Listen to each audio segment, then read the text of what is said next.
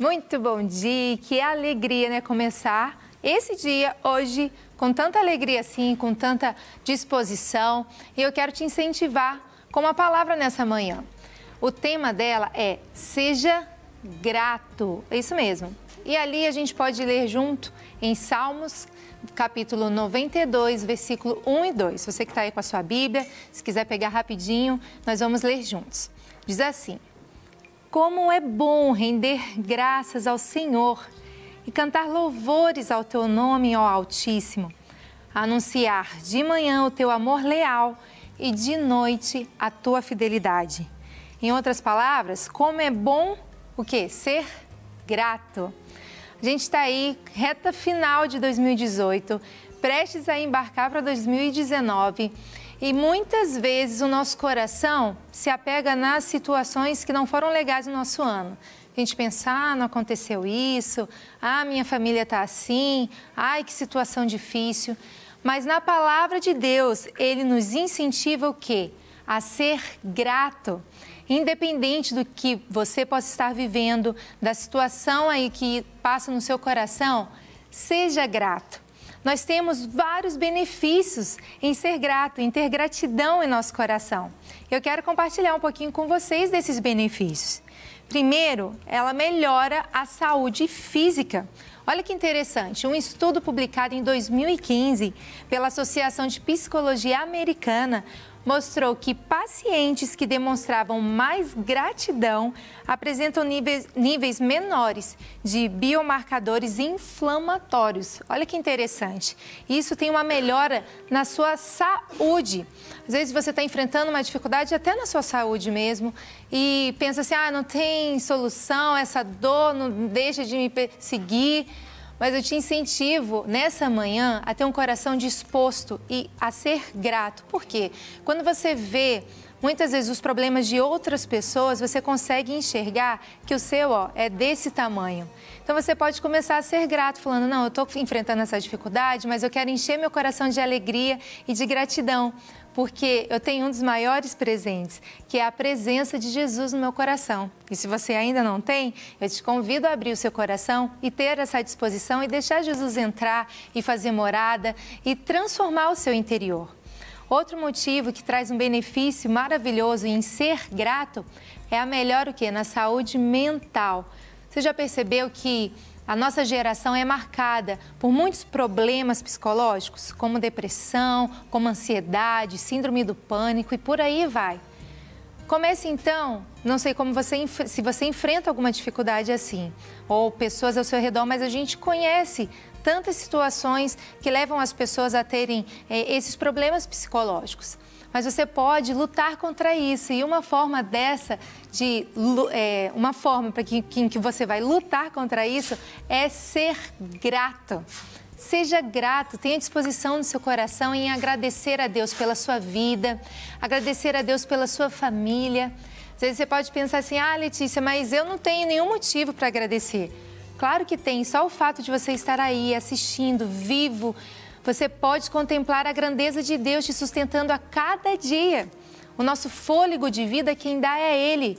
Quantas pessoas estão agora num leito de hospital, enfrentando situações tão difíceis, mas você tem hoje a oportunidade de, num lugar onde você está, ser grato. Às vezes você está assistindo e está até aí, num leito de hospital. Mas levante-se crendo aí dentro do seu coração que você pode agradecer já pela vitória na sua saúde, pela vitória de Deus curando o seu interior, seja na sua saúde física ou saúde mental. É o Senhor quem te levanta. E uma dessas maneiras é sendo grato. Uma outra forma, um outro benefício é fazer amigos. Vocês já perceberam? Numa roda de amigos, aquela pessoa que só reclama, uma pessoa chata, uma pessoa que tudo que acontece, isso está ruim, isso não dá, ou sempre vê as situações ao redor como uma opção, como algo difícil, como algo ruim. Você já percebeu isso? Você gosta de estar perto de pessoas assim? Geralmente a gente não gosta. A gente quer estar ao redor de quem? De pessoas que têm entusiasmo, que têm alegria, que têm uma palavra encorajadora.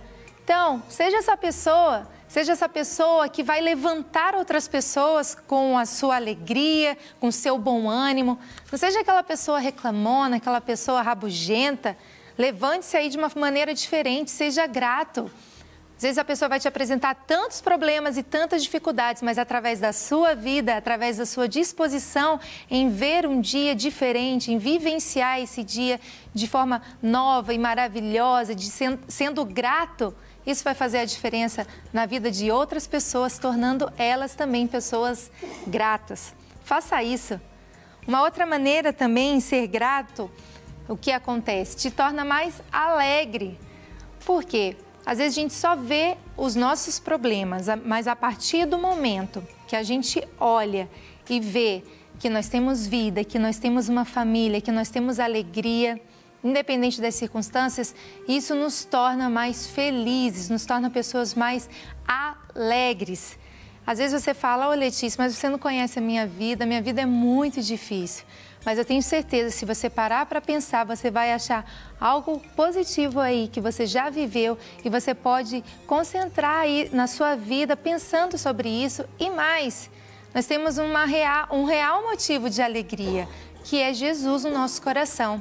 Quando nós temos Ele, independente do que a gente já enfrentou, do que a gente já vivenciou, nós temos motivos para nos alegrar. Ele morreu por mim, morreu por você.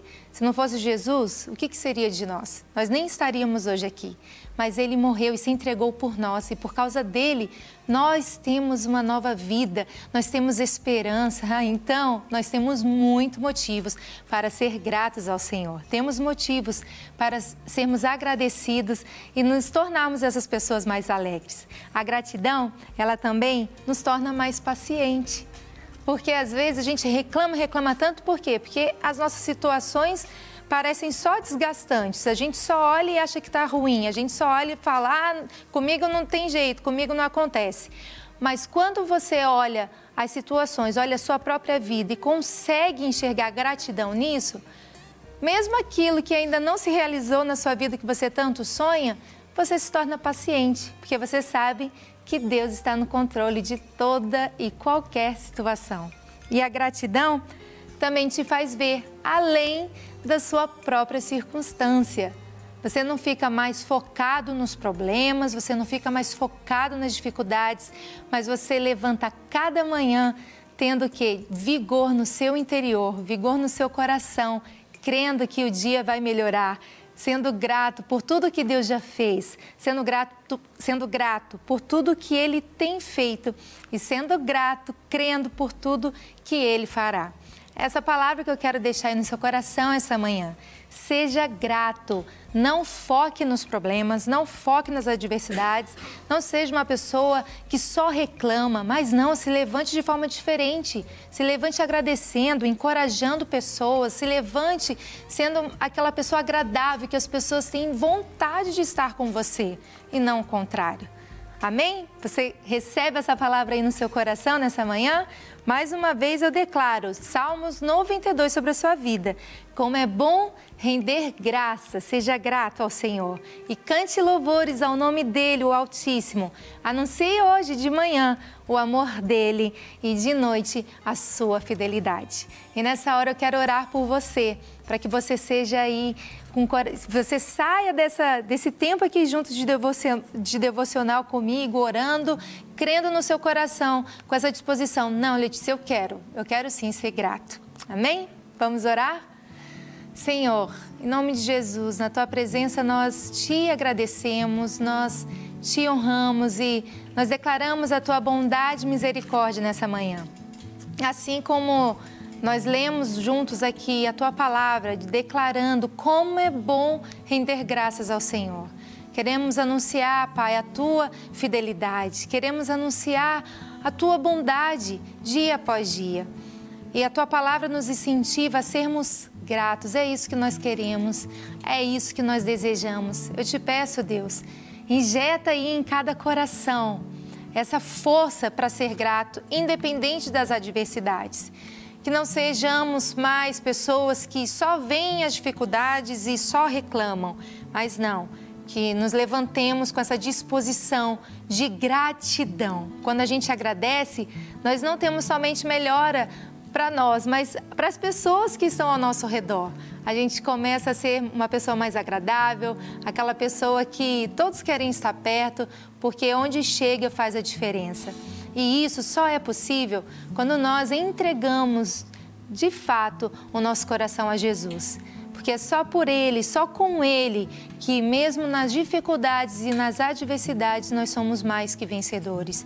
Por isso que eu te peço, Jesus, fortalece meu irmão, fortalece a minha irmã, que escuta essa oração nessa hora, que cada um possa ser grato, finalizando esse ano de 2018, aí percorrendo, indo para 2019, que já entre em 2019 com o coração grato. Nos ensine a sermos pessoas assim, felizes, gratas, independente das adversidades. É por isso que eu oro e já te agradeço, em nome de Jesus. Amém! Glória a Deus, gente! Recebeu essa palavra aí? Eu recebi. Em nome de Jesus, quero ser uma pessoa mais grata, mais feliz. E aqui no De Tudo Um Pouco nós temos muita coisa boa, muita informação, coisas muito bacanas. E agora, você sabe que com a chegada do verão, as roupas quentes são guardadas nos armários e dão o quê? Espaço para as roupas mais leves. Mas é preciso ficar o quê? Atento e tomar alguns cuidados para que no próximo inverno elas não acumulem mofo e mau cheiro. Como que você cuida aí da sua roupa? A gente vai saber agora, sabe como? Sobre isso nós vamos conversar com a personal organizer Érica Emerick. Prazer. Seja bem-vinda. Obrigada. Como é que é então, Érica? Porque muitas pessoas... Eu sou uma dessas que tenho roupas lá de inverno em casa e mal tiro do guarda-roupa. O que isso pode trazer para minha roupa? Vai estragar? Vai trazer um mau cheiro, um mofo? Na verdade, nós temos um país que o período de inverno é muito curto, né? Uhum. E quando acaba esse período, a roupa que a gente guarda, ela fica muito tempo guardada.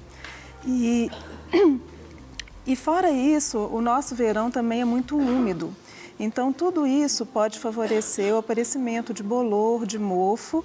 E com o tempo, né, quando vier o novo inverno, que a gente for mexer nessas roupas novamente, a chance de ter um mau cheiro, até mesmo de danificar, né? Porque o mofo, quando ele se instala, ele causa umas manchas que algumas vezes é irreversível. Então, existem alguns cuidados que a gente tem que ter na hora de acomodar essa roupa para que não corra esse risco. Sim, e tem os casacos de couro, né? Sim. E tem também de couro sintético, mais simples. E às vezes, por não ser bem armazenado ou cuidado, eles podem começar a rasgar, certo? Sim. Tirar a pele do couro, né? Seria isso. Sim. Isso é por mau cuidado? Como seria? Por que se dá isso? Na verdade, o couro natural é importante que ele seja hidratado, né? Agora, o couro sintético, ele infelizmente ele tem uma vida útil mais curta. Sim. Agora, claro, que ele estiver em contato com, se ele estiver empoeirado, se ele estiver em contato com a umidade, ele vai danificar mais rápido. Vai danificar mais rápido. Sim. E para as peças de lã, Sim. seriam mais o mofo mesmo? Seria mais o mofo. E a gente tem alguns cuidados também na hora de armazenar, que a gente tem que separar o tecido que deforma do que não deforma. E cada um vai ser armazenado de uma forma mais adequada. Isso tem, então, que ter uma disposição das pessoas que têm suas peças de inverno lá guardadas a tirar um pouquinho do guarda-roupa. Assim, tem que ter alguns cuidados, não só com a peça, mas também com o próprio espaço, com o próprio armário, né? Sim. Porque muitas vezes, se você tem um armário num lugar que é úmido, às vezes voltado para a parte externa da residência, né? Você tem uma umidade vindo de fora para dentro que pode favorecer o aparecimento de mofo. Então, tem alguns cuidados que a gente tem que ter na hora de limpar, né? Tem alguns produtos que a gente pode usar, como vinagre. O próprio guarda-roupa, você diz, limpar o Sim, o próprio guarda-roupa. É importante. É importante. Tirar as peças, isso mais ou menos de quanto em quanto tempo? O ideal seria de um mês a cada 30 dias, né? Mas se não for possível, o máximo que puder. Então, eu entendo que o processo é o seguinte, de você retirar todas as roupas, né? Fazer a higienização com vinagre, deixar ventilar para secar e só depois acomodar as roupas novamente.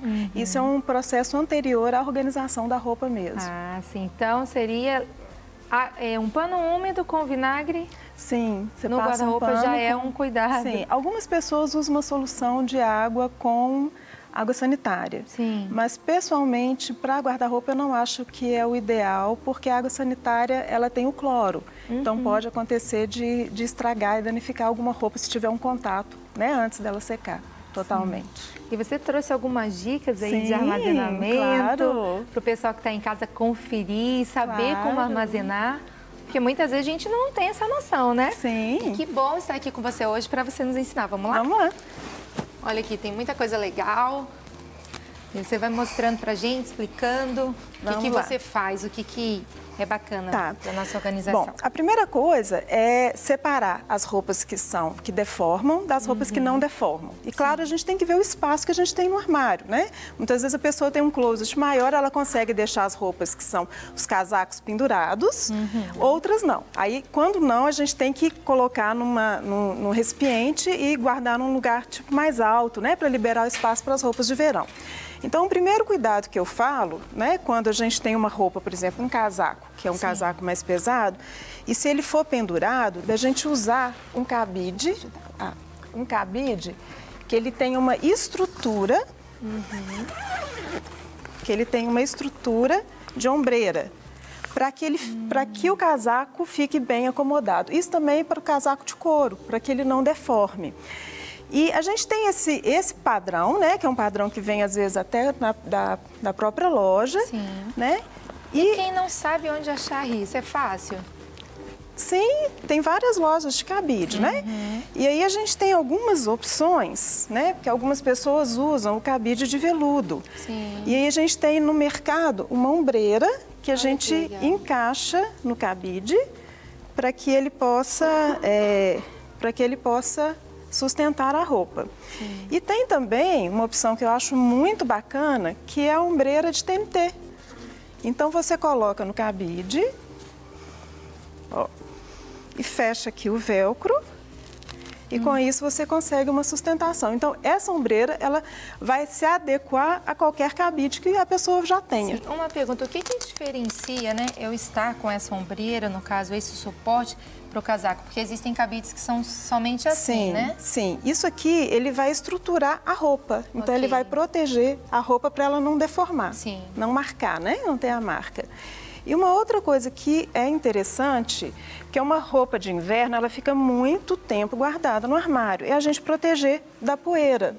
Muitas pessoas guardam os casacos em plástico, aquelas capas que vêm da lavanderia ou até mesmo que vêm da loja, mas o plástico não é adequado porque ele não deixa a roupa ventilar. E quando a roupa está abafada, você favorece o aparecimento do bolor e do mofo. Então, o ideal é o TNT, porque o TNT ele ventila, ou seja, ele protege da poeira, mas ventila. E tem algumas com visor que vão facilitar você enxergar a roupa que você está lá sem precisar desabotoar, né? Ótimo. Agora, as roupas que deformam, né, como lã, muitas pessoas também guardam em plástico. É o mesmo caso da capa, não é adequado. Por isso ocasiona mofo muitas vezes. Por isso ocasiona mofo. Então também tem esse produto, que é um produto que tem o TNT e o plástico, né, para poder a gente conseguir identificar. E uma coisa que é importante, que antes de guardar a roupa, que ela seja lavada. Muitas pessoas não lavam a roupa. E o fungo, o mofo, ele se alimenta da matéria orgânica. Então, quando a gente guarda uma roupa, por exemplo, eu usei só uma vez, não está sujo, vamos guardar, né? A chance de desenvolver o mofo naquela peça é muito maior. Então, é importante lavar. Uma dica que eu dou é de enxaguar, em vez de usar o amaciante, usar o vinagre, que o vinagre ele é bactericida e fungicida. Então, ele amacia, ele ajuda a amaciar. Olha também. Só, o vinagre tem várias utilidades, Sim, o vinagre é maravilhoso. O vinagre de álcool é o mais adequado. E esperar a roupa secar muito bem. Isso é importante. E a questão, não, vai ficar com cheiro de vinagre. Não fica. Na medida que ela vai secando, o cheiro do vinagre evapora e não fica nenhum resíduo. Mas é importante deixá-la secar bem, ter certeza que ela está muito seca para poder guardar. Às vezes, os casacos mais pesados, o ideal é até levar em lavanderias especializadas, né? Que eles têm aquelas secadoras e tal. Sim. Bom, fora isso, uma coisa que é interessante da gente colocar dentro desse recipiente algum produto anti-mofo, né? Um produto que vai absorver a umidade, que é uma das coisas que causam o mofo.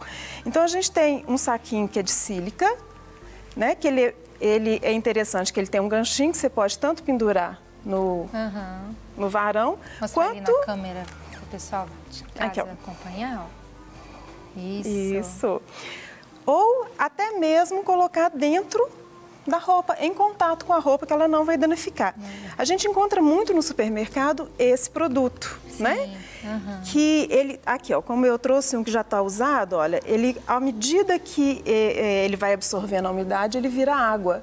Qual que é o perigo disso? Quando ele está lá dentro do armário, se acontecer algum acidente de tombar, ele pode acabar estragando a roupa. Então, eu pessoalmente não recomendo esse produto. Eu prefiro um produto que é seco. Esse, por exemplo, à medida que ele vai absorvendo umidade, ele vai petrificando, ele vai endurecendo. A textura dele é como se fosse uma areia, né? Areia. Então, você pode colocar em contato com a roupa, não tem problema nenhum, que ele vai ajudar a absorver. Então, blusas de lã, casacos, pode, à dobráveis, vontade. Pode armazenar aí. Claro. E tem também uma dica que é o giz escolar. O giz é cal, né? Então, o cal ele absorve a umidade. E a grande vantagem do giz é que, além de ser um material barato, ele é reutilizável. Ou seja, à medida que ele vai absorvendo, ele vai ficando úmido. E aí, você pode colocar ele numa travessa, põe no forno, aí ele vai evaporar a umidade e você pode utilizá-lo novamente. Então, é uma dica super interessante e super acessível, né? Sim. Não tem desculpa, né? Falar, não, isso é muito caro. Não tem.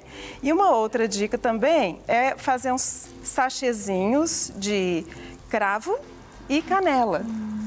O cravo, ele tem uma característica muito bacana que é de espantar a traça, que é um outro cuidado que a gente tem que ter também quando a roupa fica armazenada durante muito tempo. E além de dar um cheirinho, né? É, com certeza. Muito agradável. Muito agradável. Ótimo. Temos mais aqui exemplos. A gente tem a ideia do cobertor, dos edredons, né?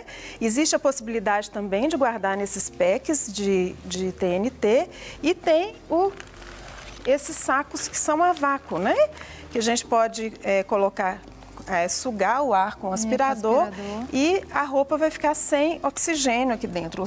O ar sai, né? E aí a gente não tem o problema de...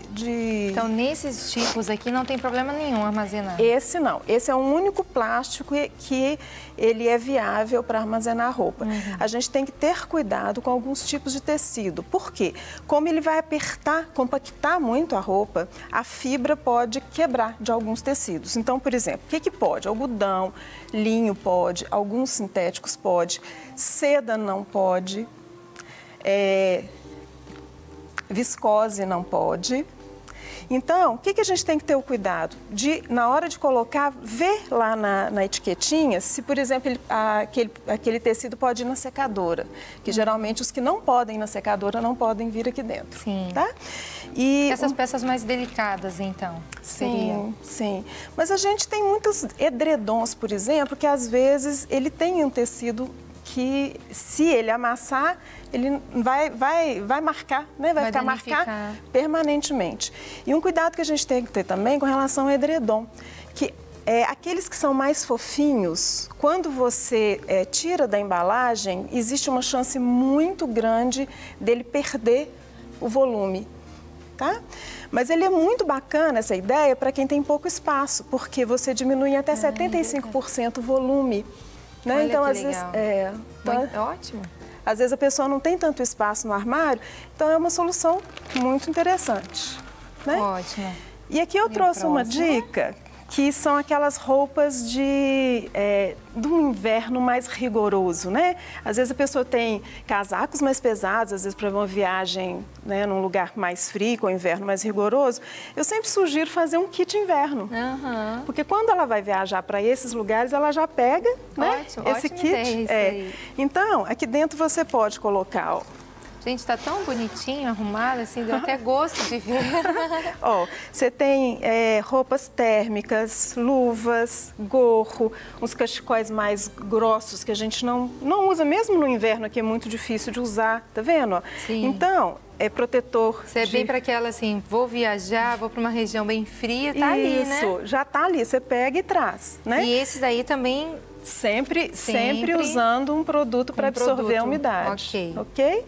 E você pode, inclusive, separar. Por exemplo, aqui eu coloquei echarpes e pashminas. Então, você pode fazer um kit dentro do outro, né? Sim. E a gente tem algumas pashminas, alguns echarpes que são usadas não só no inverno, mas às vezes numa estação, uma meia estação. Sim.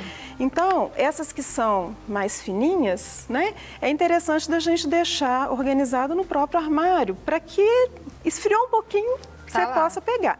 Então, a gente tem algumas opções, né? Você pode colocar no cabide. Sim. Só um minutinho. No cabide normal, né? Você pode pendurar. Que, na verdade, seria o ideal, porque ela é a opção que ela vai marcar menos. Sim. Mas e nem o ideal sempre... seria uma já para um com cabide. certeza, não... sempre uma peça por Gente, cabide. Eu tô falando por minha causa, sabe? Que eu coloco vários do mesmo cabide. Mas não, eu tô aprendendo aqui que não pode. A gente tem que pensar, Letícia, sempre na funcionalidade, Sim. né? E a outra coisa é que uma peça que não é vista não é usada, né? É verdade. Quando você põe mais de uma que está por baixo, você acaba esquecendo. Então, lógico que isso é o ideal, mas nem sempre a gente tem espaço para isso, né? Então, existem algumas possibilidades. Nós temos no mercado alguns cabides que são próprios para isso, que aí você pode colocar mais de uma por cabide sem problema. Então, eu posso mudar o meu cabide. Né? Você muito tem bom. essa, que se você tiver o de veludo, você tem essa linha, tem em acrílico. Que interessante. Né? Gente, eu nunca tinha visto E tem também metal, ó. Todos eles são Lindos. para colocar esses echarpes e pashminas. E tem também a possibilidade de acomodá-la numa colmeia. Ok. Então, a gente pode fazer uma dobra, né? E esse produto é um produto organizador, né? Que é um dos queridinhos das organizadoras. E aí você pode colocá-las nas colmeias. Então, essas que são mais fininhas é bacana de deixar assim, né? Porque aí você pode usar de uma forma mais fácil. Mas essas de lã, geralmente, a gente acomoda lá. E só mais uma última diquinha, que é com relação à bota, os calçados, né? Sim.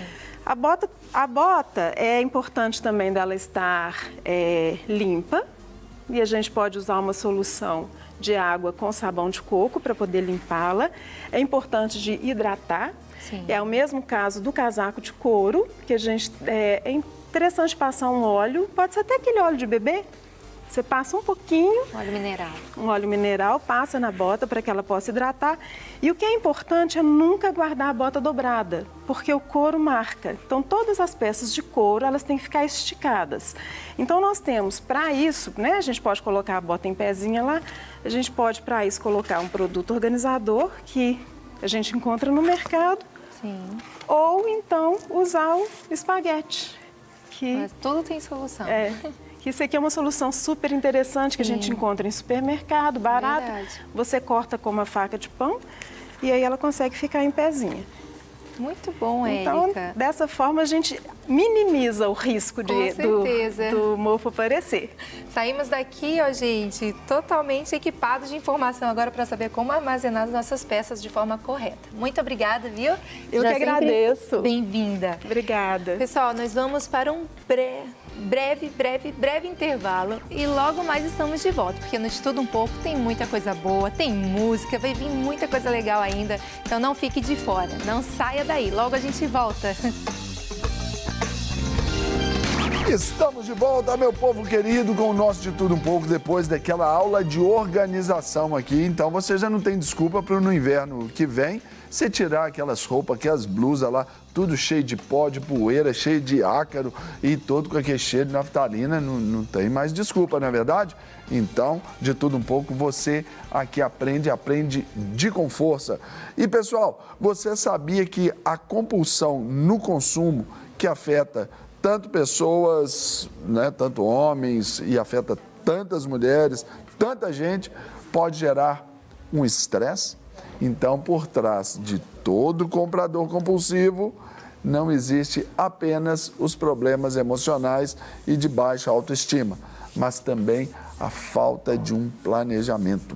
Então, é sobre isso que nós vamos conversar agora com a médica, psiquiatra, a doutora Paula Gomes. Doutora Paula, muito bom dia. Bom dia, Como vai, senhora? Tudo certinho? Tudo bem. Que bom recebê-la novamente e a gente tendo o privilégio de recebê-la aqui mais uma vez para falar, assim, de mais uma doença, né? Vamos dizer assim, dessa modernidade que a gente está vivendo, né? Eu que agradeço. É um imenso prazer estar aqui e falar de um quadro tão importante hoje, né, da modernidade, o vício por compras, né, também chamado de onomania. Felizmente, hoje, 3 a 5% da população tem esse quadro. E tem que ficar claro que nem toda pessoa endividada é um comprador compulsivo. A doença chama Oniomania. Oniomania. Olha só que interessante, tem até um nome, a gente pode uma falar característica. Que comprador compulsivo. O comprador compulsivo. Mas é bom a gente saber também o nome, porque às vezes a gente está lidando aí com algum tipo de literatura e coloca, a gente já vai estendendo aí o nosso vocabulário, o nosso conhecimento.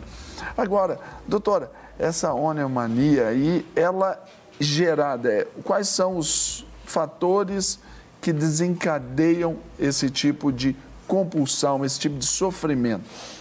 É um vício, né? Assim como o vício por álcool, vício por jogo, vício por drogas. É um sentido de recompensa que a pessoa tem, que, por exemplo, como busca no álcool, no jogo? Geralmente a pessoa tem um outro tipo de comorbidade, ela tem uma depressão, tem uma ansiedade, é um transtorno obsessivo compulsivo e a pessoa, por esse vazio, por esse outro transtorno, para compensar esse vazio mesmo, ela busca prazer na compra. Ela se satisfaz na hora que ela compra, né? Ela tem o prazer, vai, compra e depois ela se sente totalmente frustrada após a compra, porque vem a culpa, vem a insatisfação, vem o endividamento, vem os problemas com a família, que muitas vezes ela vai esconder essa compra, ela vai esconder esse comportamento e tem que procurar tratamento. E sobre o tratamento, antes da gente falar aí sobre as características, né, daquilo que vem a ser um comprador compulsivo, sobre o tratamento que a senhora falou. Inicialmente é um tratamento psicoterápico, aí eventualmente pode até entrar algo medicamentoso. Como que é feito esse tipo de cuidado para se estabelecer a ajuda para quem sofre aí com a oniomania? Primeiramente, a pessoa vai ter que saber que tem o transtorno. Então, ela tem que procurar... Tem que reconhecer a doença, né? Qualquer um dos dois profissionais, né? Para fazer um diagnóstico do problema. Agora, o tratamento vai depender, primeiro, do paciente, né? Do que ele se sente melhor e também do que está associado àquilo ali, a resposta, mas geralmente precisa tanto da psicoterapia e da medicação. Como a senhora disse aí sobre o que está associado e essas comorbidades aí, essas comorbidades associadas, a gente vê também como fatores desencadeadores ali, talvez o TOC, né, o transtorno obsessivo compulsivo, até a própria fase ali daquela depressão, aquela fase gigante de euforia, pode ser ali um start, um gatilho para esse tipo de sofrimento? Geralmente as pessoas têm acessos de compras, né? Tem pessoas que compram sim durante o período todo do ano, mas tem pessoas que durante a fase mais depressiva, ou durante a fase mais de ansiedade, que o toque realmente fica mais evidente, né? a compulsão vai ficar mais evidente. Ou então passa por um período, por exemplo, de uma perda familiar, ou de uma perda de emprego, por uma frustração qualquer na vida. Então ela vai descarregar, ela vai buscar esse prazer que ela adquire na compra. Ela vai ter isso aí. Ou uma briga na família, qualquer coisa assim, ela vai buscar prazer na compra. Algum revés na vida, ela projeta isso, transfere, desloca isso para a compra. Assim como alguns vão para a droga, para a bebida, para jogos, aí aqui a gente pode colocar... Então, transtornos alimentares também são muito comuns, são comorbidades comuns também, os compradores compulsivos. Então, anda tudo junto aí.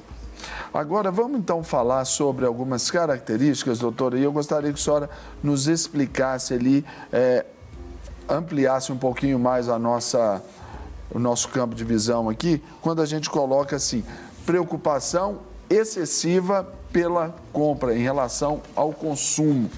Explica melhor para a gente, por favor. Geralmente a gente passa o dia pensando em várias situações. Você passa planejando o que você vai fazer, você vai chegar em casa, você vai organizar a sua casa. Isso é um padrão normal, vamos dizer. Você passa planejando uma viagem, você vai sair com seu filho, você vai para academia, você vai fazer uma atividade física, vai fazer uma caminhada. A pessoa que tem esse transtorno, geralmente não, ela vai passar pensando o que ela vai comprar. Ou ela já viu um item e fica assim, nossa, eu tenho que ir lá no shopping comprar isso, comprar aquilo. Eu podia olhar na internet, ou então ela já está olhando na internet, pesquisando. Os acessos ela ali. vai parar de concentrar nas atividades comuns de todos nós, né? Que a gente fica pensando mesmo, às vezes concentrando no trabalho, pensando em fazer algo bem feito. Em um lazer que é natural, que a gente pense no lazer, a pessoa está pensando na compra. Ou até mesmo descansando mesmo, eu estou vendo um filme, eu estou me divertindo, eu estou lendo um livro. Ela não vai conseguir fazer essas atividades, muitas vezes, com tranquilidade, com concentração. Às vezes ela está planejando compra. E há uma angústia, há um sofrimento muito grande com esses pensamentos que vão fazer uma perturbação mental mesmo na pessoa. Eu tenho que comprar, eu vou comprar aquilo, eu preciso de comprar, né? É aquele gozo que a pessoa tem na hora da compra ali. Sim. Aí eu pergunto para a senhora o seguinte, como médica, psiquiatra e, naturalmente, cuidando de alguns casos nesse nível.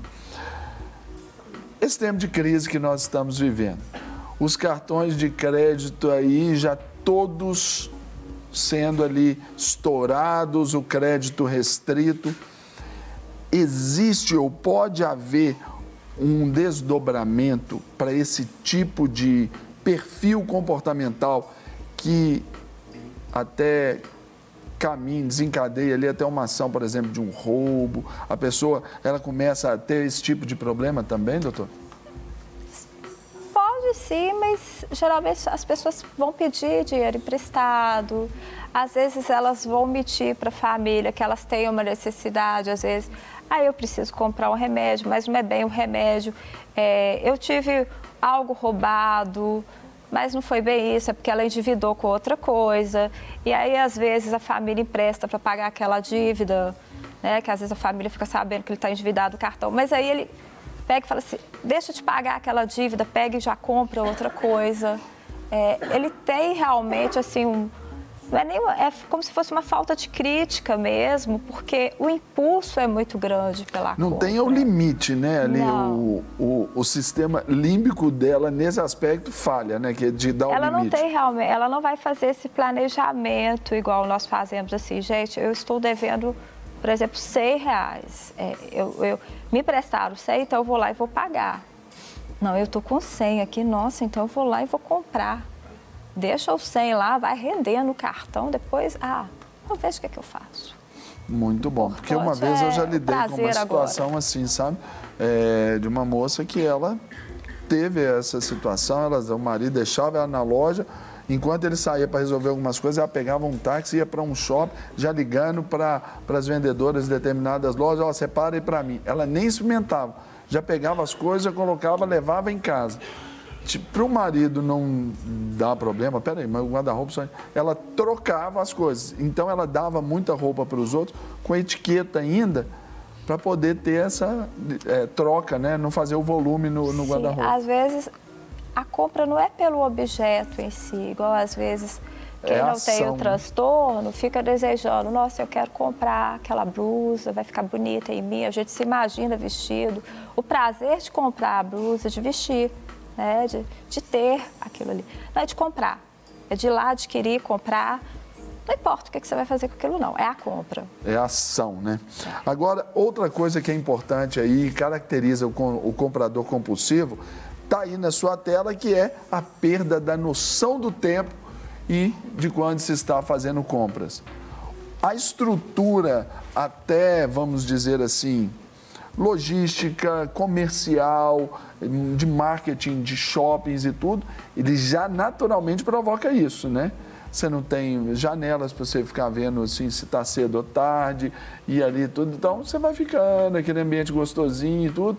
Já é natural, já é uma ação de marketing. Para o comprador compulsivo, é jogar o sapo na água, né? Sim. Isso aí sim. A própria internet também, né? Que hoje é uma das ferramentas que o comprador compulsivo utiliza muito. Você abre um site, o outro já abre, já te passa uma oferta. Você vai comprar um produto, já vem outro junto que eles vão te oferecendo.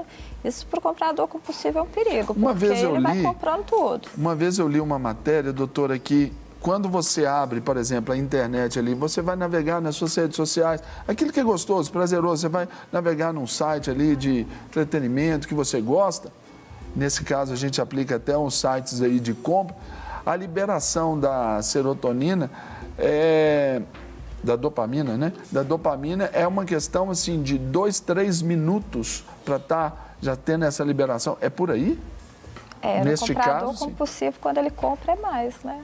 Porque para as pessoas normais... Não, mas aí já começa essa liberação, assim. Então, porque é muito rápido. Você pensar 2, 3 minutos para a liberação hormonal desse prazer, é tudo que o comprador compulsivo quer. E se vai entrando na internet, um site que puxa o outro. Aí você entra na rede social, por causa da questão dos algoritmos, vem os anúncios ali. Aí você tentado clicar, horas e horas. Sim. Uau, sensacional, né, gente? Aqui você aprende muito no nosso De Tudo Um Pouco. Eu estou conversando aqui com a médica psiquiatra, a doutora Paula Gomes, que está nos falando aí sobre a questão do comprador compulsivo e que atinge tanto a homens e mulheres, e isso gera um estresse e grandes problemas. Então, fique atento aqui nessas características.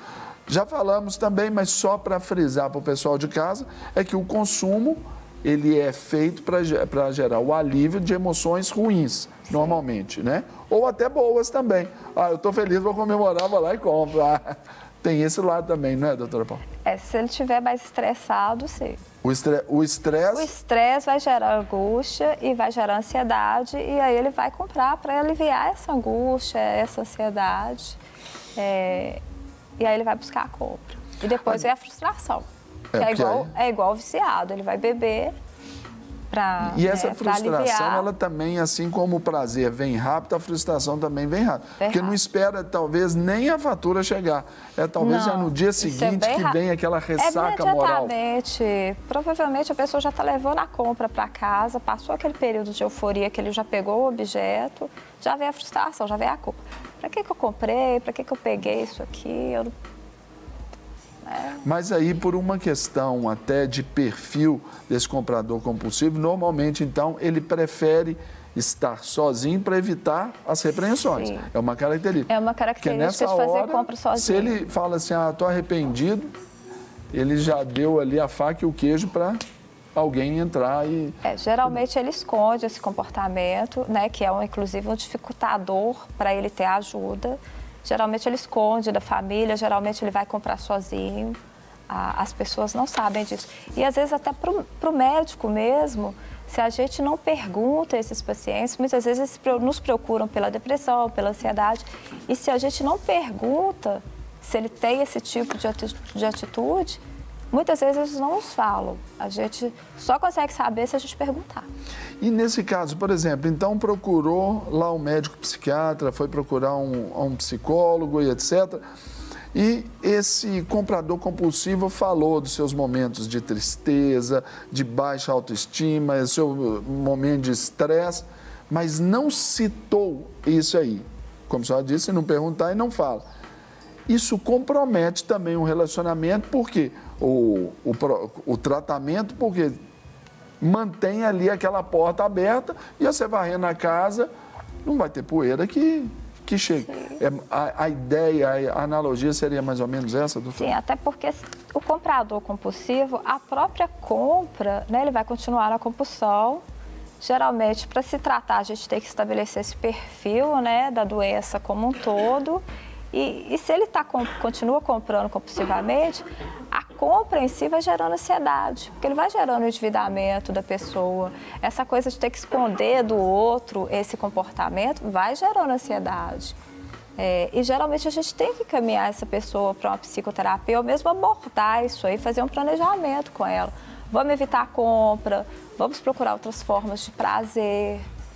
Então aí a gente entra nessa outra característica que a gente pode enumerar aí para o nosso telespectador, é que normalmente ele vai ter que lidar porque vai receber muitas críticas dos familiares sobre esses hábitos de consumo e a forma de seus gastos, né? Então, a família, às vezes até no afã de querer ajudar essa pessoa, olha, você gastou demais, olha, não é assim, talvez possa estar fazendo a coisa certa pelo meio errado, aí também tem que ser cuidado, doutor? Às vezes a família tem que ser abordada, assim, até aí pelo profissional, sistêmico, né? Pelo profissional que está tratando, tem que chamar, esclarecer, que assim, tem que dar uma vigiada, mas tem que entender o comportamento dessa pessoa, que é um comportamento de doença. E no caso, por exemplo, do familiar, também se considera assim também como dependentes ali, da mesma forma que o comprador, assim, no caso igual de quem é dependente químico, a família também vive, sofre todos esses e precisa de um cuidado especial também? Sim, porque geralmente está todo mundo em sofrimento com aquele comportamento. Às vezes são pessoas que a pessoa está endividada, aí a família vai e paga uma dívida, a pessoa adquire outra dívida, aí a família vai, se reúne, paga a dívida das dele. Brigas na família? Aí brigam. Ficam de mal, às vezes, corta o relacionamento, aí depois procura, vai lá, sana a dívida de novo, e é um comportamento de repetição. Gente, muito interessante. Agora, doutora, quando a gente fala sobre essas condições, hoje, em termos de uma prevalência entre homem e mulher, há algo que se aponte uma diferença ou nem sempre? Tem alguns estudos que falam que são 4 mulheres para cada homem e outros que falam de 80% são mulheres. Até porque é uma característica muito comum, primeiro que a mulher procura mais tratamento. E outra coisa são as mulheres que fazem compras, né? As mulheres se enfeitam mais, compram mais, isso desde a infância, a mulher consome mais. O consumo da mulher ele é muito ampliado, o espectro é assim, bem mais ampliado. Do homem, às vezes, o cara gasta muito, mas talvez no carro, em um jogo, num game, é algo mais ali. A mulher não, a mulher tem o salão, tem acessório, tem roupa, tem academia, tem um monte de coisa que a mulher abre esse espectro. E a mulher assume essa coisa de fazer a compra para casa, a compra da comida, a compra para o filho, a compra do material escolar. O geralmente que pode maquiar também até um outro lado, não né? é o marido que faz isso. Então já é o costume dela fazer a compra. Então, às vezes, vai realmente maquiando, né? Eu tô comprando, vou comprando, já vira o hábito. Aí tem a justificativa, não, porque eu fui ao supermercado e aí eu fui lá, eu passei na porta daquela outra loja, eu vi que estava numa promoção e uma coisa meio que justifica a outra, mas... Isso aqui ia precisar, comprei, trouxe, vai comprando. Dentro do tratamento, a gente falando ali sobre o aspecto do planejamento. É uma pessoa que não tem esse planejamento naturalmente, né? Não. Como, então, já motivá-lo até dentro do processo aí, ao cuidar desse planejamento, ao pedir auxílio para alguém? Pedir auxílio para a família. Eu sempre falo com os pacientes, não andar com cartão.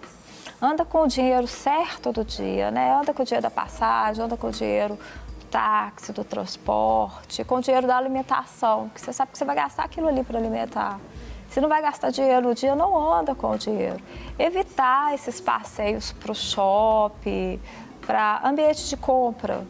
Existem outros lugares que a gente pode ir. A gente pode ir a parque, a gente pode fazer outros tipos de caminhada, fazer atividade física, marcar outros encontros com os amigos.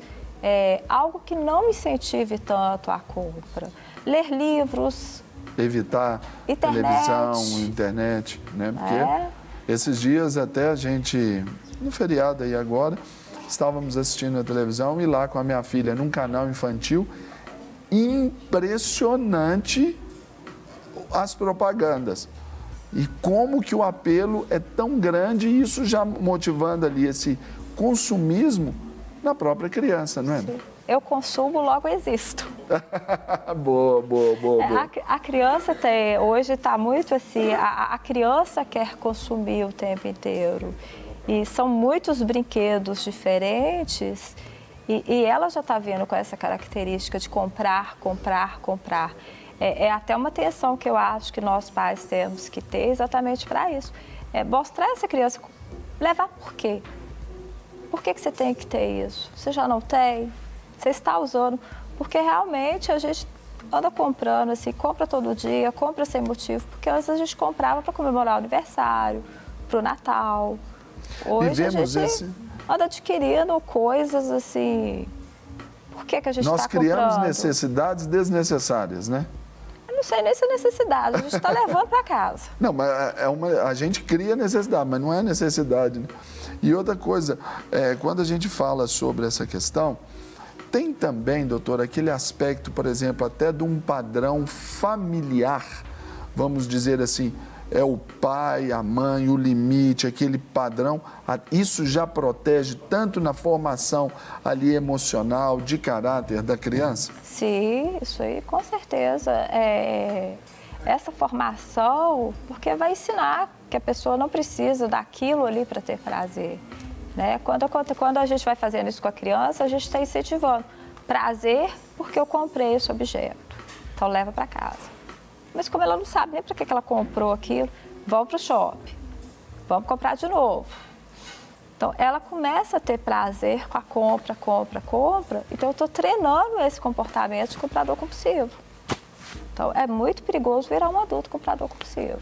E até porque muitos pais hoje, eles adotam esse tipo de postura, que às vezes compram o próprio afeto da criança, pela ausência do tempo, pela ausência ali de pele com o filho, né? E eu também me lembro aqui, por exemplo, de uma parábola bíblica que nos fala sobre isso, que é a do filho pródigo. Pródigo quer dizer gastador, esbanjador. E foi exatamente ali o que aconteceu.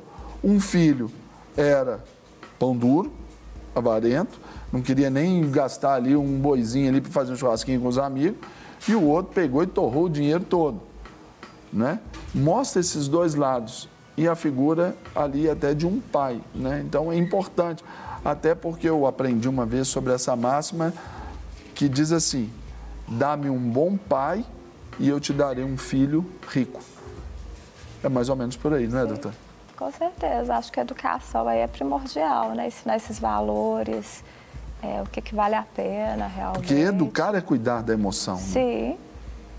Né? Essa base é muito importante, porque realmente, senão realmente vamos ter essas pessoas com vários transtornos, que é o que a gente está vendo hoje. Está faltando esse afeto familiar aí.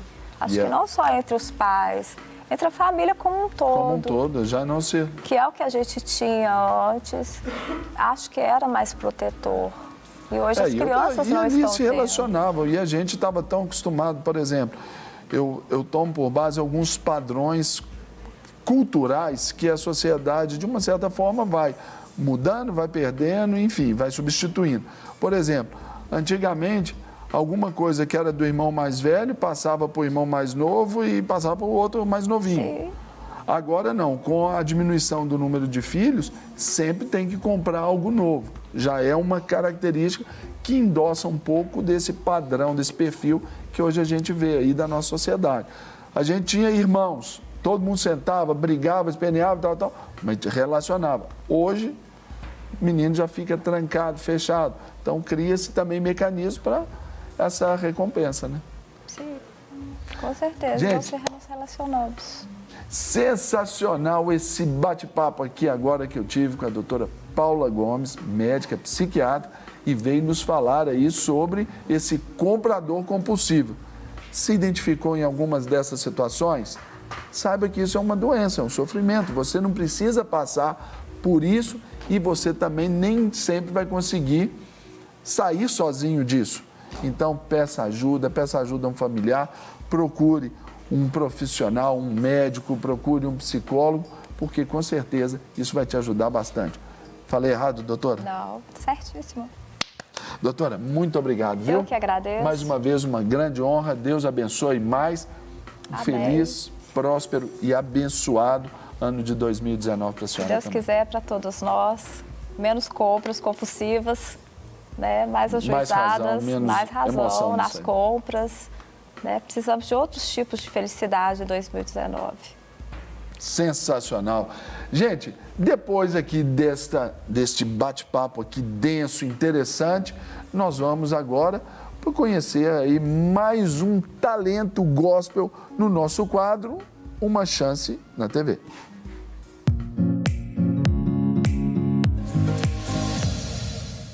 É isso mesmo, hoje nós temos pessoas especiais aqui no programa. Nós recebemos aqui o Ministério Edivaldo Kennedy, Reg da Varanda. Seja bem-vindo. Muito obrigado. Prazer tê-los aqui. Apresente então quem veio com você. Aqui à minha esquerda, né, o Fábio Emanuel na percussão e Júnior Santos no baixo. Isso aí. Conta pra gente. Eu posso chamar de Edivaldo? Edivaldo. Edivaldo. Como que nasceu esse nome?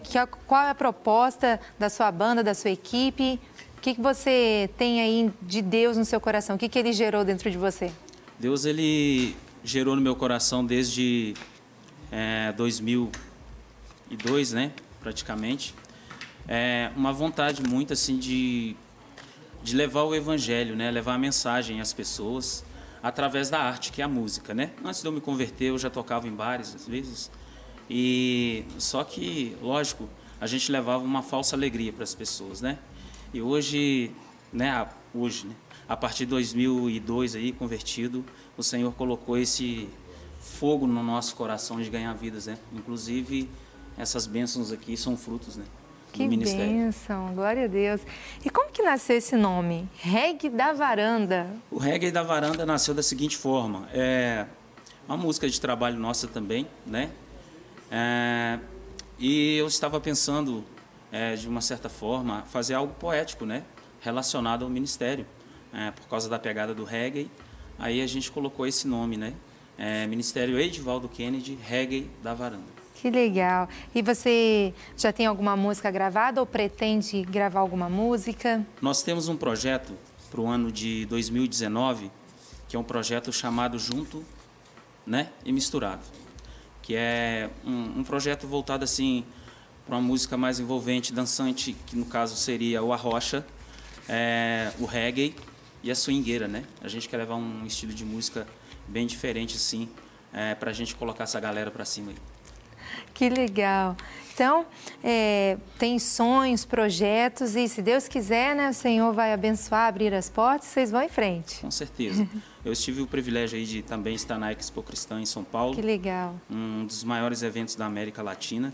Já estive aqui também no Amplificador gravando com a galera aí, galera top, né? Uhum. E para mim é uma grande honra, assim, poder estar fazendo parte desse chamado com o Senhor junto com os irmãos aí. Ok. E a música que você vai apresentar, qual que é o nome, o título? Meritocracia. Meritocracia, olha só. Então vamos lá agora com o Edivaldo Kennedy, do que? Reg da Varanda. Com você, Uma Chance na TV.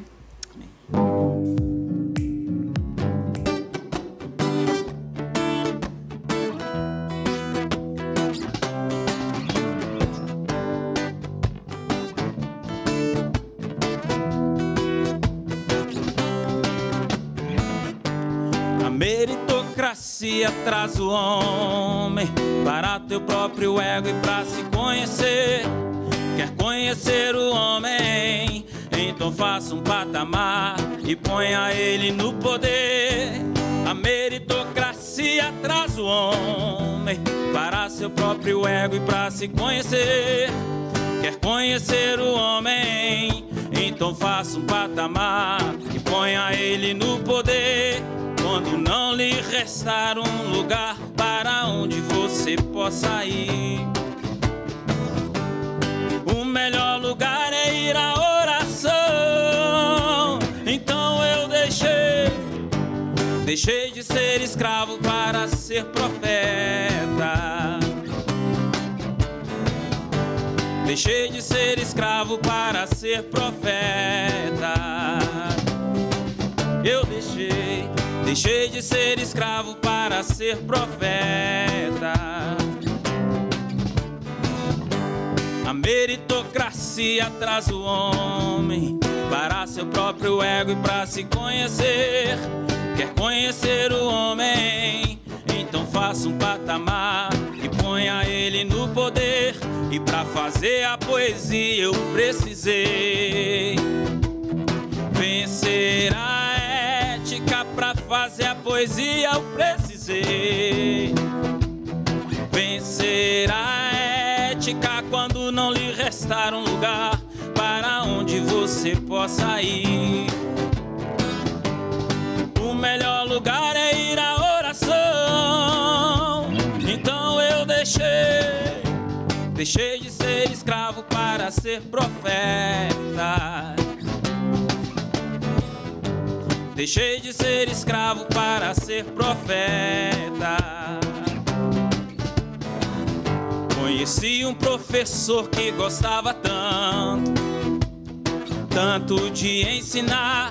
E na areia da praia um peixe começava então, começava a desenhar. E com muita sabedoria começava a explicar, dizendo assim: conhecereis a verdade vos libertará. Então eu deixei de ser escravo para ser profeta.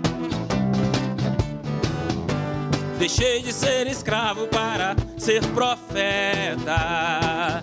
Eu deixei de ser escravo para ser profeta.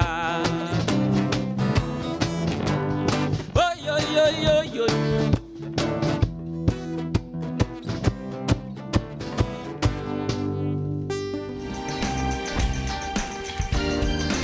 É isso aí, voltamos nesse embalo aqui no nosso De Tudo Um Pouco, a sua revista cristã eletrônica de todas as manhãs, com muita coisa boa, com assuntos aqui que não tem confusão não, gente. Aqui os nossos assuntos são sempre muito claros, muito límpidos, exatamente para poder te abençoar.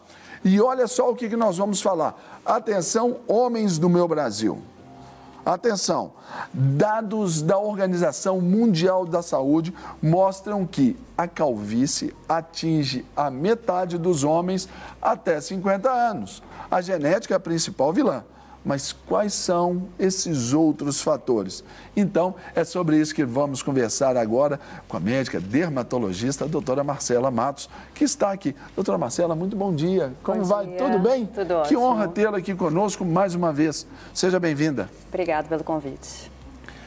50% da turminha aí, da ala masculina, está caminhando ali para chegar à calvície, doutora? Número assustador para muitos aí. Exatamente. Se a gente for pensar, né, ao longo da vida, essa estatística só vai aumentando.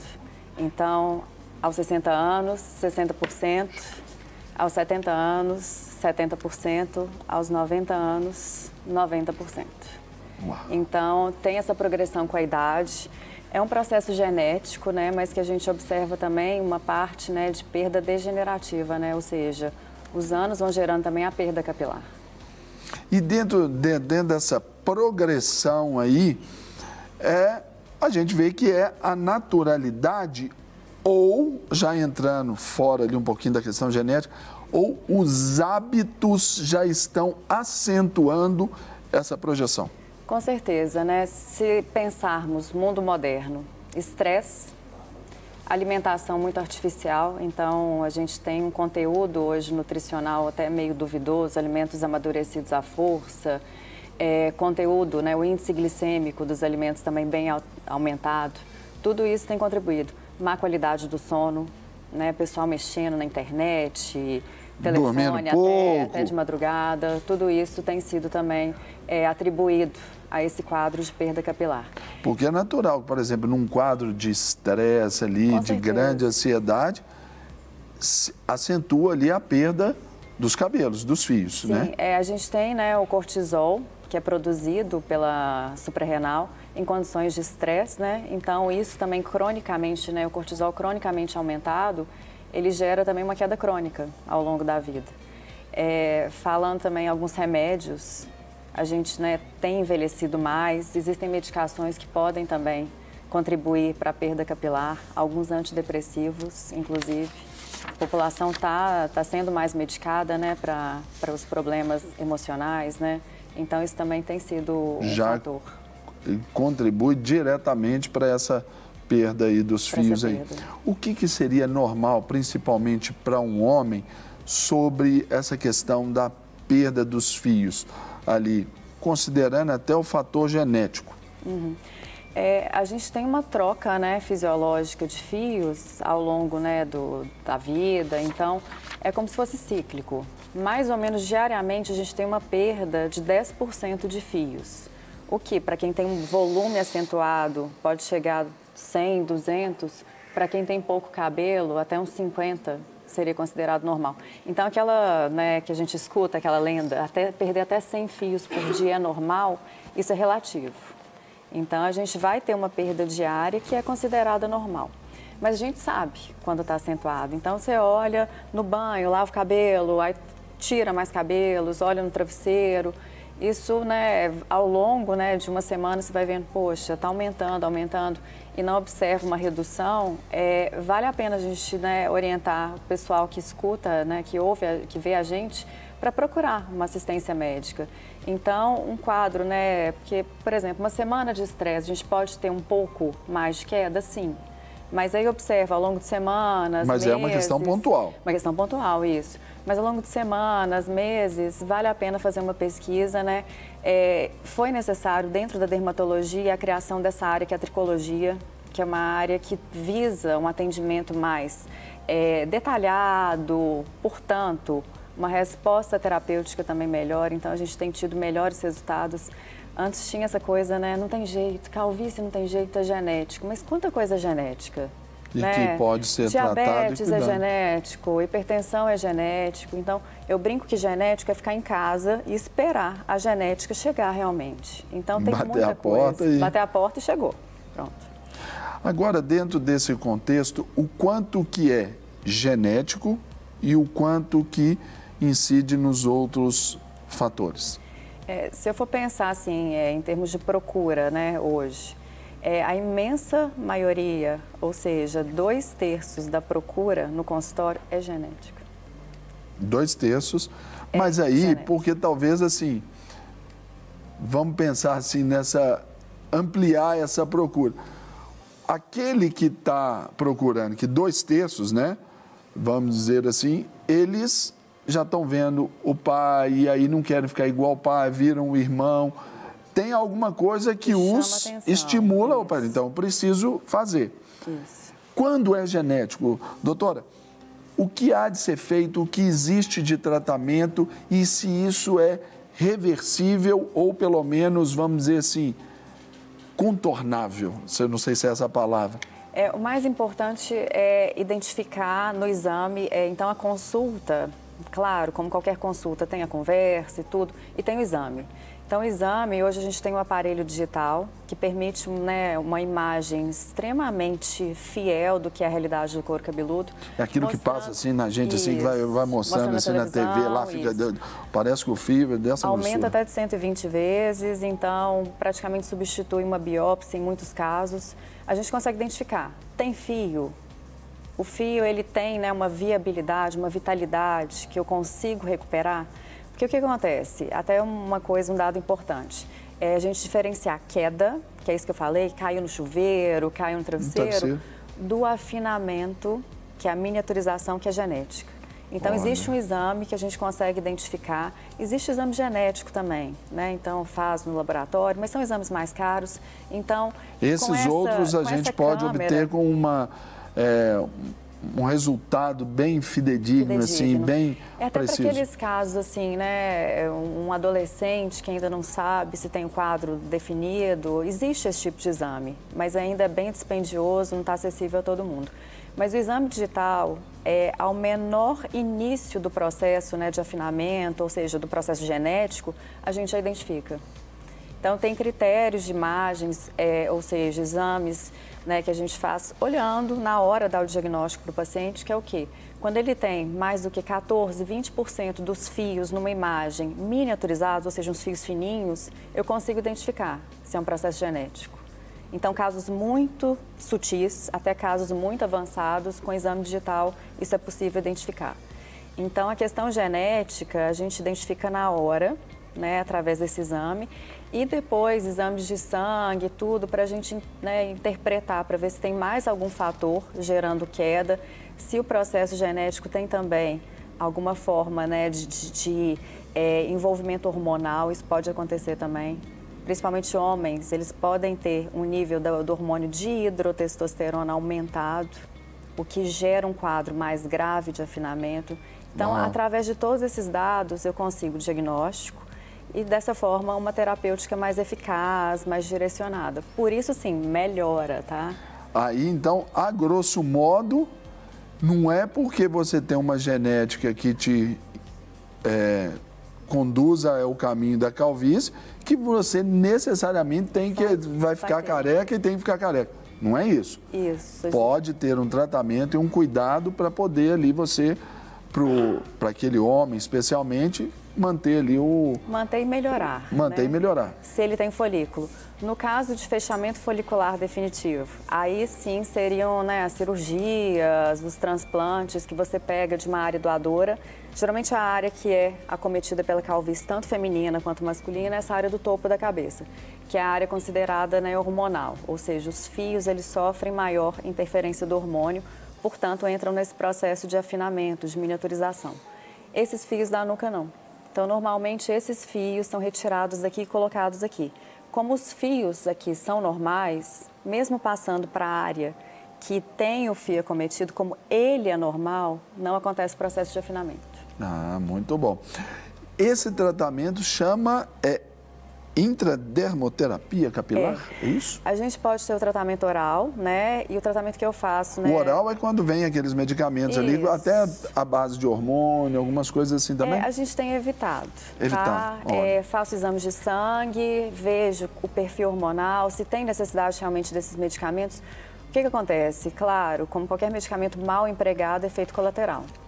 Então, é necessário uma avaliação do perfil hormonal, testosterona, dihidrotestosterona, para que haja realmente uma indicação desse tipo de medicamento, que eu não mexo com hormônio, tá? Eu não sou endocrinologista, não vou baixar o hormônio, mas eu vou interferir na conversão da testosterona em dihidrotestosterona, no caso que eu estou vendo que está tendo isso. Aí seria um tratamento também mas também interdisciplinar, também com auxílio de um endócrino? Geralmente não precisa. Não precisa? Não precisa. Olha. Então, a gente já tem domínio, sabe, quando indicar, quando não indicar. Então, os pacientes que existe um receio, né, da gente estar interferindo negativamente, não é prescrito. E o que a gente faz, então, não é abaixar o hormônio, é impedir a formação. E o tratamento que eu faço no consultório, que é a intradermoterapia, que são ativos que vão atuar no crescimento capilar, então, a base de aminoácidos, vitaminas, por exemplo, a biotina, que é uma vitamina seborreguladora. Oral ou tópico? Esse injetável. Injetável. Intradermoterapia, no consultório. Nós temos ali algumas imagens dessa intradermoterapia capilar e a gente vai mostrar aí também o antes e o depois para a gente ilustrar para você de casa. Então, coloca na tela aí para a gente, por favor, Leandrão. Aí, ó, aí chegou o artista aí. Esse é o aparelho, né, que eu utilizo. Essa imagem, a primeira coisa, foi autorizada pelo próprio paciente, né? É um paciente jovem, você observa uma rarefação, né, uma redução do volume capilar, mas ao exame não tinha perda definitiva, isso que eu estou te falando. Na hora que eu acoplei a câmera, todos os folículos viáveis, mas os folículos em tamanho menores, que é essa miniaturização. Nesse caso, tinha também um pouco de inflamação do couro. Importante a gente abraçar o problema de todos os ângulos, né? E tinha também uma redução do número de fios. Através do exame de sangue, observei também algumas vitaminas baixas. Neste caso aí, então, os fatores causais dessa forma de calvície aí seria vitaminas, questões hormonais. O afinamento genético, então a genética. A genética contando ali. Inflamação do couro. Então, por quê? Causada por? Excesso de oleosidade. Ah, tá. Que também é fisiológico. Que é da pessoa. Né? Da pessoa, né? Então, aí foi essa pessoa, esse cidadão aí, esse artista, ele passou por esse processo de intradermoterapia. Ainda vou falar isso até o final aqui, sozinho aqui. Intradermoterapia capilar. Isso. Você que fez, é seu paciente. Isso, que é a injeção de ativos no couro cabeludo.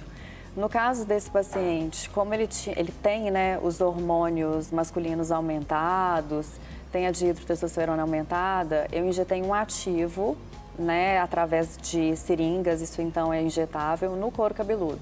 Ele precisou tomar algo assim, nenhum tratamento assim, posterior oral? Sim, aí isso é uma fase inicial, né, essas injeções que a gente faz no estímulo, né, de acelerar a resposta terapêutica, e depois para manutenção é feito oral. O paciente não precisa fazer... Por quanto tempo? Olha, a intradermoterapia, geralmente a gente faz até uma melhora clínica considerável. Então, isso pode demorar... No caso desse paciente aí no caso da intradermoterapia, são sessões? São sessões. Foram feitas ao longo de 6 meses, intervalo de 21 dias entre as sessões. Uau. Pouco desconfortável, é bem tolerável. Porque a gente fala assim, o fulano entrou de graça, até injeção na testa, né? Não, aí é isso aí, de tomar injeção na cabeça deve ser um negócio meio... Não, por incrível... Mas não tem esse desconforto, não. Não, tem todo um glamour. Porque o homem tem medo de seringa, não tem, doutor? Fala que é injeção, fala que é dor, os caras... Casca fora. Eu vou te falar uma coisa, eu tô chocado, tanto que os homens estão mais motivados hoje.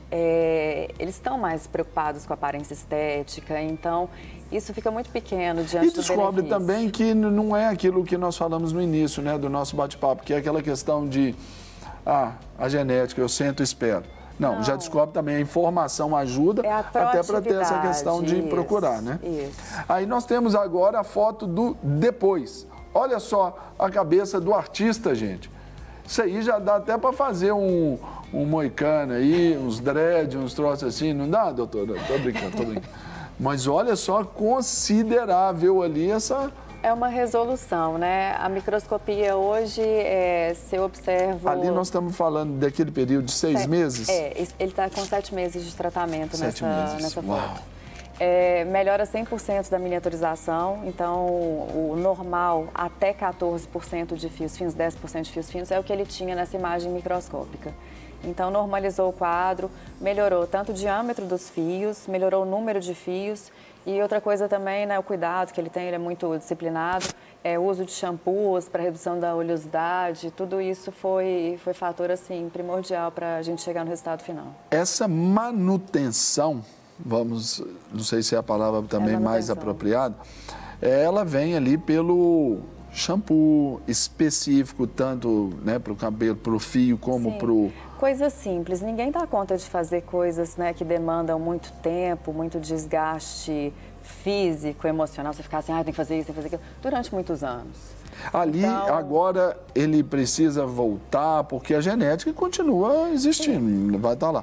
Ele vai precisar de voltar ou uma projeção, assim, para esse cuidado, doutora Marcela, tem um prazo, assim, ele pode agora descansar, e fazendo tudo direitinho, disciplinadamente, mas ganha aí mais uns 10 anos.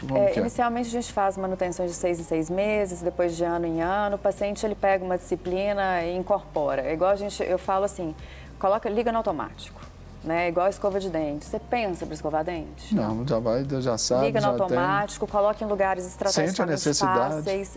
Isso. E o que acontece? Um paciente desse, né, vaidoso, jovem, ele vê a resposta, ele não quer perder. Só por curiosidade, ali aquele paciente ali, qual que é a idade do rapaz ali? 30 e poucos anos. Pois é, então muito novo, né? Paciente jovem, sim. Agora, doutora, sobre mitos e verdades aí sobre a questão da calvície, sempre vem essas ideias e a crendice popular também sempre contribui muito para isso. Aí o cara pensa assim, olha, eu vou raspar a cabeça, manter sempre mais raspadinho, porque aí eu evito a calvície. Não tem absolutamente Isso é mito nada, ou verdade? Mito, né? Mito. No máximo, queria ajudar a lavagem, né? A higienizar melhor o couro, mas não vai fazer crescer. Mas talvez evitaria aí a questão da oleosidade ou não necessariamente? Não. Porque às vezes lavando mais o corpo vai, não, eu preciso de mais óleo. Tem um rebote também, né, de oleosidade. Quanto mais você lava, você tem uma oleosidade de rebote. O corpo é muito sábio. Não adianta a gente querer burlar regras, fazer do meu jeito, mais rápido. Não funciona assim, quem dera, né? Tanto é que, por exemplo, é mito também aquela história, olha, se eu lavar a cabeça com frequência, cabelo faz apodrece, mal. Né? Oi? Cabelo apodrece. Cabelo apodrece e tal. Também outro mito que... Outro mito. Eu vou dar o meu exemplo, pessoal, tá? Eu faço ginástica todo dia cedo, né? Suo bastante, tenho uma produção de oleosidade por causa da atividade física. Vou atender paciente, imagina chegar para te atender lá toda cebosa, não vai ficar bom. Então, assim, todos os dias... Para uma dermatologista, aí o cartão de visita não vai ser legal. Eu pego, lavo os cabelos todos os dias pela manhã. Eu tenho ao longo do meu dia inteiro para o cabelo secar espontaneamente. Então, não vai apodrecer. O que a gente não indica, né, que realmente faz sentido? Questão de lavar o cabelo e deitar imediatamente. Não porque apodrece, porque você vai ficar abafado no travesseiro. A gente tem fungos, né, que fazem parte da nossa flora normal. Com calor, quentinho, úmido, você tem uma proliferação. Ali é um ambiente delícia. ótimo para isso. E sebo também, né? Porque fungo, principalmente a malacésia, que é o fungo principal responsável pela dermatite seborreica, ele gosta de alimentar de quê? De sebo. Então, até a questão, ficar muitos dias também sem lavar é um problema? Essa eu tive que rir aqui, porque eu já lidei com um caso uma vez lá no gabinete, lá que a irmã lavava a cabeça uma vez por semana, para aproveitar a chapinha. Se por um acaso uma paciente idosa, deixa eu tentar até corrigir isso, uma paciente idosa... No meu caso, não era. Não. Era bem mais nova, bem mais nova, inclusive. Porque essa orientação é pessoal. Tá? Então, a gente leva em consideração a dinâmica do dia a dia, a idade, porque a mulher mais idosa, ela tem uma redução da oleosidade. Então, chegam pacientes para mim e falam, doutora, eu lavo o cabelo 1, 2 vezes por semana. Aí eu olho o couro, está bacana. Não porque aí também depende de cada um. Porque a questão hormonal, a questão hormonal, a questão desse sebo, desse óleo, dessa oleosidade, não compromete. Mas aí é o exame, eu pego e olho o cabelo todo muito oleoso, aquele sebo impactado no couro, claro, aquilo ali vai virar um meio de proliferação de fungos, então não vai ser interessante, né?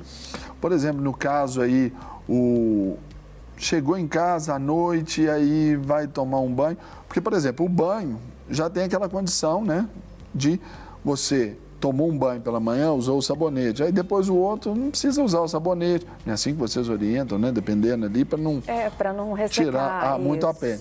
Isso. Lavou de manhã, aí eu cheguei em casa à noite, aí eu estou sentindo calorão e tudo, eu tenho que lavar a cabeça. Usar o secador assim. Bater o secador friozinho, temperatura ambiente, no máximo morno. Também isso não prejudica se isso for até assim, vamos dizer que é o modo de vida de alguém. Esse cara sou eu. Tomo banho de manhã, às vezes tomo na hora do almoço, mas na hora que eu chego em casa, eu não consigo, doutora, não consigo não lavar a cabeça. Principalmente homens, mulher a gente dá conta, faz um coquinho e dá uma enganada, bota a touca, né? Porque tem de touca, aquilo ali também não é de Deus não, gente. Não sei se ainda existe touca não, mas tudo bem. Bom, não existe, a turma usa aí. Bom, sei. Homens, em geral, têm essa questão, né? E vocês produzem mais oleosidade ao longo do dia. Não está errado, mas eu oriento isso. Lavou, ok. Joga um pouquinho do secador. Cabelo de homem seca rápido. Então, por exemplo, se você chega em casa e não está tão tarde, umas 6, 7 da noite, dá tempo de secar até você deitar às 11, tranquilamente, tá? Isso não é até mesmo o pentear ali já ajuda muito. Mas a gente, mulher, mais cabelo mais longo, ele demora para secar. Tá? Ao longo do dia, algumas horas, né? Agora, por exemplo, outra coisa, não é o meu caso, mas eu uso moto, uso capacete, uso boné, então é a tendência que eu vá ficar careca por isso. Não, né? Principalmente... É outro mito? É mito. Principalmente se for genético, né? O que o capacete tem a ver com a genética? A genética é da pessoa. De dentro para fora, o capacete é de fora para dentro. Aí fica os cabelos assim, igual do Bruno Rick Martin ali, que usa o... Olha lá, você vê, deu um tapa ali que tá sensacional. Tá chique. O seguinte do capacete, né? Mesma coisa que eu tô falando de deitar com o cabelo úmido. O abafar, o ato de abafar. Eu tenho pacientes que trabalham em obra, mas põem o capacete, aí logo saem, não tem problema. A Isso questão não do atrito ali, não, é uma coisa assim, de horas a fio. Se fosse para poder... Horas a fio. Então, o motoboy que fica o dia inteiro com capacete, ok de abafar, aumentar a dermatite seborreica, que gera queda. Mas não é isso que vai dar calvície. Lembrar sempre assim, a questão genética... uma coisa, queda outra, você tem que ter muitos itens para chegar a ficar realmente com uma calvície instalada. Agora, por exemplo, outra coisa que eu penso também que é da crendice popular, eu acredito. Olha, eu fiquei grisalho, né? Se eu fiquei grisalho, eu não vou ficar calvo. Também não tem essa relação. Não. O cara pode ficar grisalho e depois ficar careca, o problema é aí tem... uma gama de possibilidades para aquela calvície. Não necessariamente o cabelo branco.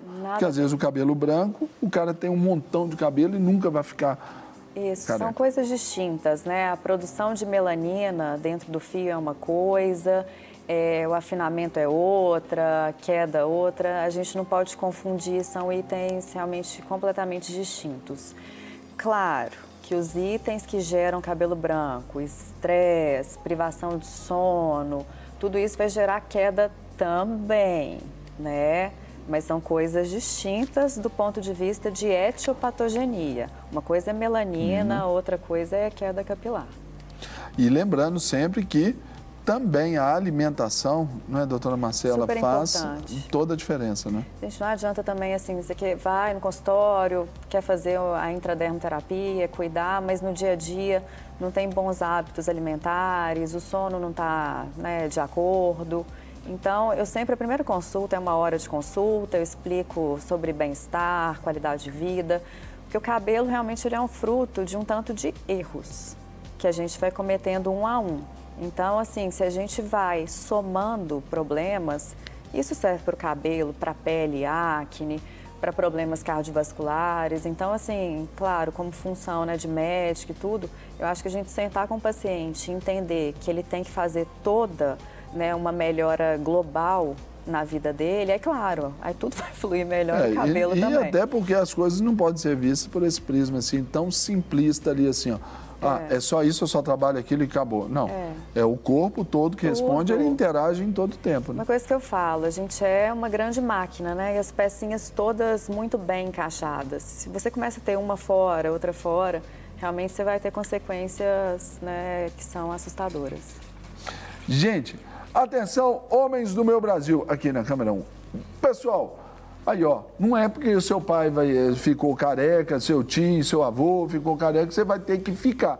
Pode ter um tratamento para você melhorar essa questão que a genética aí não te favoreceu tanto, não é isso? Verdade. Então, procure um dermatologista, uma profissional, por exemplo, como a doutora Marcela aqui, para você cuidar aí, ficar bonitão, fazer aquele penteado legal que você gosta. E, agora, se não deu igual o Vini ali, ó, tal, aí faz aquele corte. Ainda dá. Ó, aí, ó, você ouviu aqui? Ela falou que ainda dá. Foi o meu artista ali para mim fazer favor ali, o meu querido Pitangui. Ali, ó, a Jéssica vai baixar ali isso. Olha lá, Vini, você vai ser o modelo aí ó, agora, rapidão. Olha só, atenção, olho no lance. Olha lá. Tá vendo esse cara aí, o nosso Vinícius Pio? Olha lá, tá até passando a mão porque estava atrapalhado o cabelo, né? Olha lá, colocou ondulado. O cabelo dele é ondulado, outro do outro. A doutora Marcela já deu a boa notícia aqui para o nosso Vini Pio aqui, ó. Ela disse, ainda dá para fazer um tratamento, correto? Verdade. Então, Vinícius, chega junto. E aí, pessoal, vocês aí de casa também.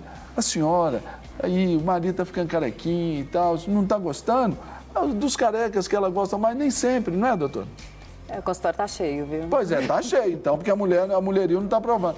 Motive o seu marido a cuidar e eu acho que vai ser muito legal também. Fechado?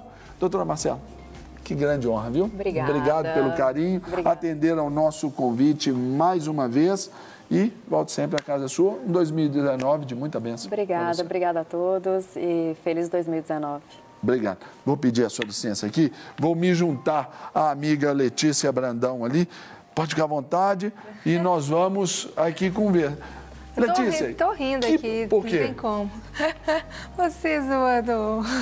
Gente, não é tão natural, gente, falar do cabelo assim, para quem tem um cabelo igual eu aqui, então tá tudo certo. Aí só zoa quem tem, né? Mas é isso, gente. Agora, você gostou do programa? Ótimo, foi ótimo. Passou aprendi rápido, bastante boas coisa. entrevistas, muita coisa boa para abençoar aí o seu dia. Com certeza. Então, pessoal, fica aqui o nosso agradecimento a vocês. Eu quero agradecer a Barbearia Torres, barba, cabelo e bigode. Barbearia Torres, lugar de homem na barbearia. Então, você procure também. Drogaria Farmaélia, tradição em vender barato e medicamento com segurança, Drogaria Farmaélia. E o convite para minhas redes sociais, @SerginhoPR. É isso aí. Também fica o meu agradecimento a todos vocês por acompanhar aqui o programa junto com a gente. Também agradecer Modas Alice, que me veste hoje. Gostei dessa calça sua aí, top, toda né? cheia de Modas trabalhada. Alice, lá de Foz do Iguaçu, entrega online, só contatar @ModasAlice e o meu Instagram, @Letícia Brandão Oficial. Quer me convidar para ministrar nessa igreja evento? Escreve lá para mim. Também tem o telefone de contato, código 31 991 92 1114. Eu vou lá no Serginho, na igreja, né? Lagoinha Buritis. A igreja mais linda de BH.